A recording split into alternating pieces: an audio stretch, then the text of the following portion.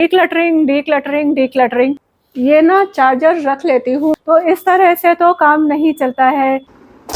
कई बार हम सोचते हैं कि अब बस हम अपने पूरे घर को डीक्लटर करके साफ सुथरा और ऑर्गेनाइज कर देंगे, और करते भी हैं, और उसके थोड़े दिन बाद वापस से सब कुछ वैसा का वैसा ही हो जाता है। क्या आपने कभी सोचा है ऐसा क्यों होता है? नमस्ते, और होम एंड हॉबीज में मैं गौरी आज आपके साथ में ऐसी 10 बड़ी डीक्लटरिंग मिस्टेक्स शेयर करने जा रही हूँ जिनकी वजह से हमारा घर कभी भी क्लटर फ्री नहीं होता। एंड आई एम 100% श्योर कि इनमें से कुछ गलतियाँ आप भी करते होंगे। कमेंट सेक्शन में मुझे ज़रूर बताइएगा और मैं भी आपके साथ में अपनी गलतियाँ शेयर करने जा रही हूँ। Let's start today's video. सबसे पहली और जो बड़ी गलती हम डीक्लटरिंग करते टाइम करते हैं वो है कि हम सोचते हैं पूरा घर एक ही दिन में हम डीक्लटर कर डालें। सुनने में तो बहुत अच्छा लगता है ना, और कई बार हम देखते भी हैं कि बस हमने 2-3 दिन एक टास्क में लगा दिया कि अपने पूरे घर को डीक्लटर कर दिया। Practically it is not possible and easy, क्योंकि ऐसा करने से हम बहुत जल्दी थक भी जाते हैं और उससे भी ज़्यादा हम हो जाते हैं कंफ्यूज कि हम जो कर रहे हैं वो सही कर रहे हैं या गलत। यहाँ पर मैं इसीलिए आपको ये टिप या एक प्रैक्टिकल सॉल्यूशन बताने जा रही हूँ कि जब भी डीक्लटरिंग करें, एक छोटा एरिया या एक छोटा रूम या फिर कोई आप एक प्लेस ले लीजिए जो कि हम डीक्लटर कर सके। वो कुछ भी हो सकता है, कोई रूम है, कोई शेल्फ हो, ड्रॉर हो, या फिर कोई एक पर्टिकुलर एरिया जैसे शू रैक हो सकता है या फिर किचन की ड्रॉर्स हो सकती हैं। तो ऐसा करने से हमारा डीक्लटरिंग का प्रोसेस स्मूथली भी चलता है, हम थकते भी नहीं हैं, और जब हमको रिजल्ट मिलता है उसको देख के शांति भी मिलती है। अगली जो सबसे बड़ी गलती करते हैं हम अपनी डीक्लटरिंग जर्नी में वो है इमोशनली अटैच्ड चीज़ों को डीक्लटर करना, जो कि एक बहुत ही डिफ़िकल्ट डिसीज़न होता है हम सबके लिए, क्योंकि कई चीज़ें हमको हमारे लव्ड वन ने दी हुई होती हैं, उनको हटाना बिल्कुल भी अच्छा नहीं लगता।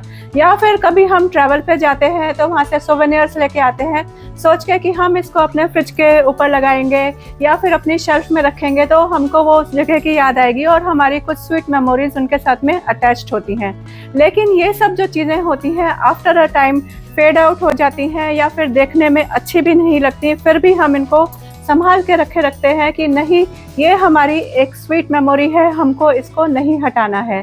ऐसी चीज़ों को आज ही डीक्लटर करना शुरू करिए और अपने घर की स्पेस को क्लटर फ्री बनाइए। परफेक्शनिज्म हम देखते हैं इंस्टाग्राम पे या फिर पिंटरेस्ट पे या फिर होटल्स के पिक्स, या फिर हम जब जाते हैं तो होटल्स में देखते हैं वाओ कितना अच्छा सब कुछ वेल मेंटेन्ड, ऑर्गेनाइज्ड और क्लटर फ्री वहाँ पे दिखता है। लेकिन प्रैक्टिकली घर के अंदर इस तरह से पॉसिबल नहीं होता।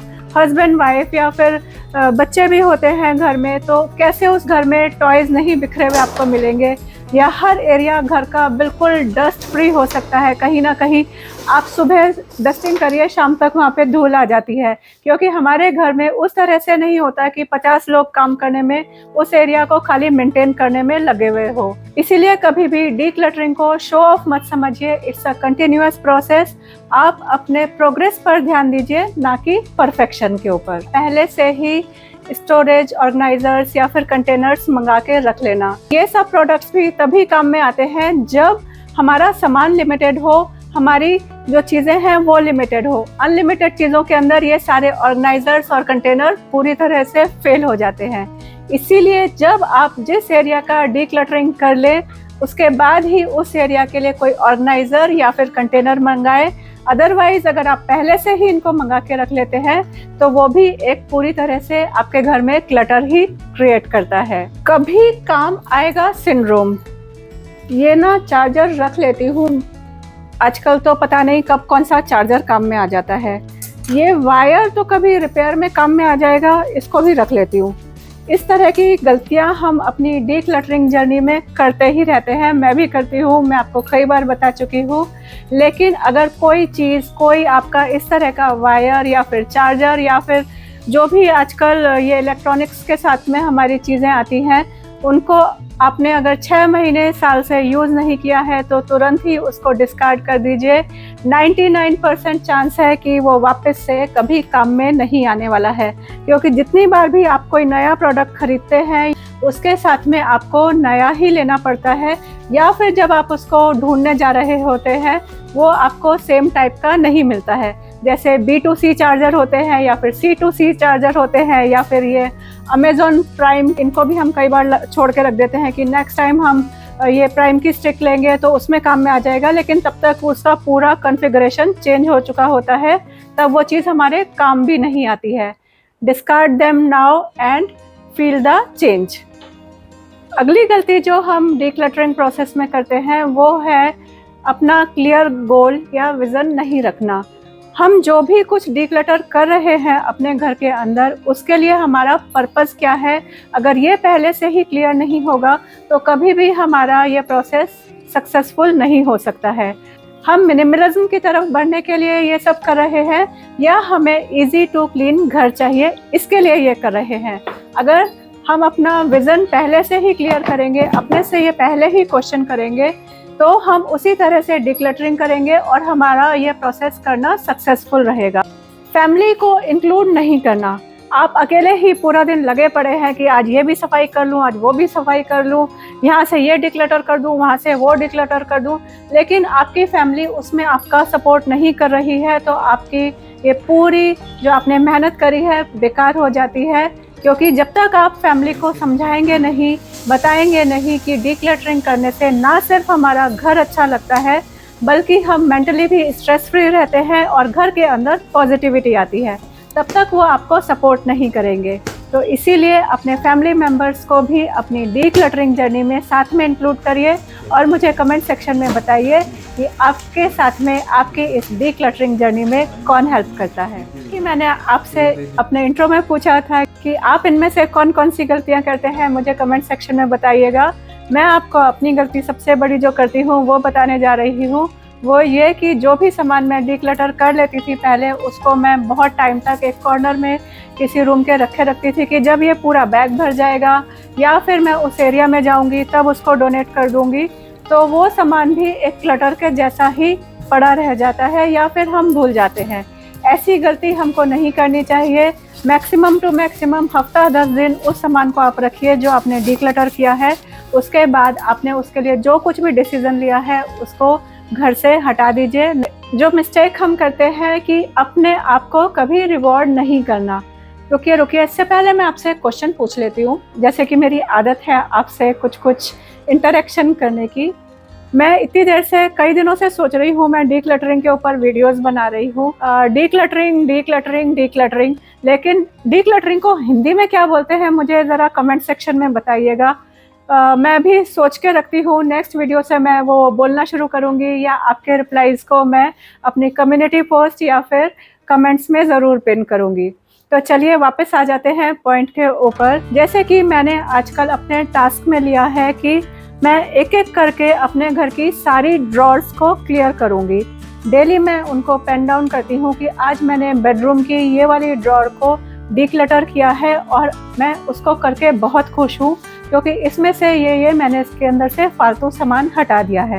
तो अगर हम डेली इस तरह से अपने आप को मोटिवेशन देंगे, पेन डाउन करके और अपने आप को रिवॉर्ड करेंगे, वो कुछ भी हो सकता है। एक सुकून भरी चाय पीना या फिर अपनी पसंद का म्यूज़िक सुनना या फिर किसी पार्क में जाके टाइम स्पेंड करना। आपको जो कुछ पसंद हो या फिर आपके पास में जितना टाइम हो आप वो सेलेक्ट कर सकते हैं।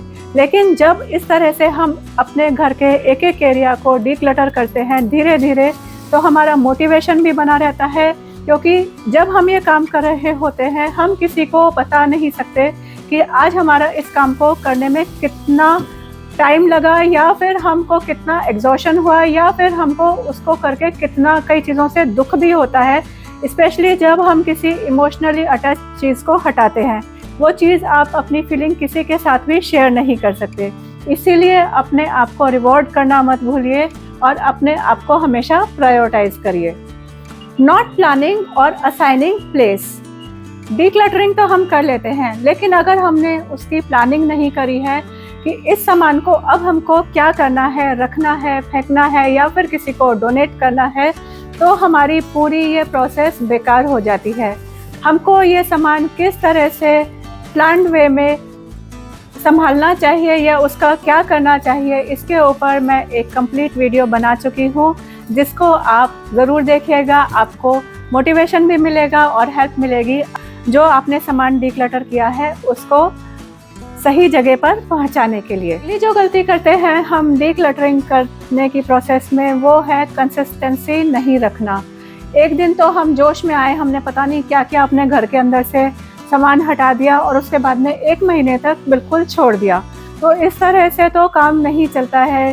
डेली, वीकली या फिर जब भी आपके पास में टाइम हो, आप एक अपना टेबल बना लीजिए कि मुझको 10 मिनट, 15 मिनट या फिर आपके पास में जिस दिन जितना स्पेयर टाइम है उतना टाइम आपको किसी एरिया पर फोकस करके उसकी डिक्लटरिंग ज़रूर करनी चाहिए। तभी हमारा घर मेंटेन रह सकता है या फिर क्लटर फ्री रह सकता है। क्योंकि ऐसा तो है नहीं, अगर आपने एक जगह की एक बार में डिक्लटरिंग कर ली है तो वो लाइफ लॉन्ग हो गई, कभी आपको उस जगह को वापस से नहीं देखना पड़ेगा। इसीलिए कंसिस्टेंसी इज़ द की। जब कभी आपको लगे कि आपके पास में 10 मिनट, 15 मिनट या फिर आपने जो अपना जिस तरह से टेबल शेड्यूल किया हुआ है उतना टाइम अपने घर को ज़रूर दीजिए और अपने घर को क्लटर फ्री रखिए। तो आज मैंने आपके साथ में शेयर करी कुछ ऐसी डिक्लटरिंग मिस्टेक्स जो कि अगर हम नहीं करेंगे तभी हम अपने घर को क्लटर फ्री रख सकते हैं। मैं हूँ गौरी और आप देख रहे हैं होम एंड हॉबीज, जहाँ पर आपको मिलता है प्रैक्टिकल और पीसफुल लिविंग का रास्ता। नेक्स्ट वीडियो में मैं आपके साथ में ऐसी ही कुछ टिप्स और आइडियाज़ शेयर करने जा रही हूँ। तो अगर आपने मेरे चैनल को सब्सक्राइब नहीं किया है तो अभी सब्सक्राइब कर लीजिए, और वीडियो पसंद आया है तो प्लीज़ अपने फ्रेंड्स और फैमिली के साथ में शेयर ज़रूर करिएगा। अगर आप जानना चाहते हैं कि कौन सी ऐसी 10 चीज़ें हैं जो मैं अब खरीदना बिल्कुल ही बंद कर चुकी हूँ, तो आप ये वाला वीडियो ज़रूर देखिएगा। रिसेंटली मुझको अपने कुछ व्यूअर्स से पता चला कि उनके पास में मेरे वीडियोस के नोटिफिकेशंस नहीं जा रहे हैं।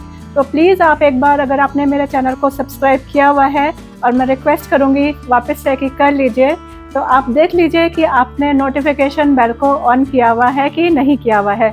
नहीं तो वापस से एक बार उसको ऑफ करके ऑन कर लीजिए, क्योंकि कई बार सिस्टम में ऐसा हो जाता है कि नोटिफिकेशंस नहीं जा पाते हैं। इट्स माय हम्बल रिक्वेस्ट, एक बार यूट्यूब के पेज पर जाके ज़रूर चेक कर लीजिए। Bye, take care, happy home making, happy organising from home and hobbies.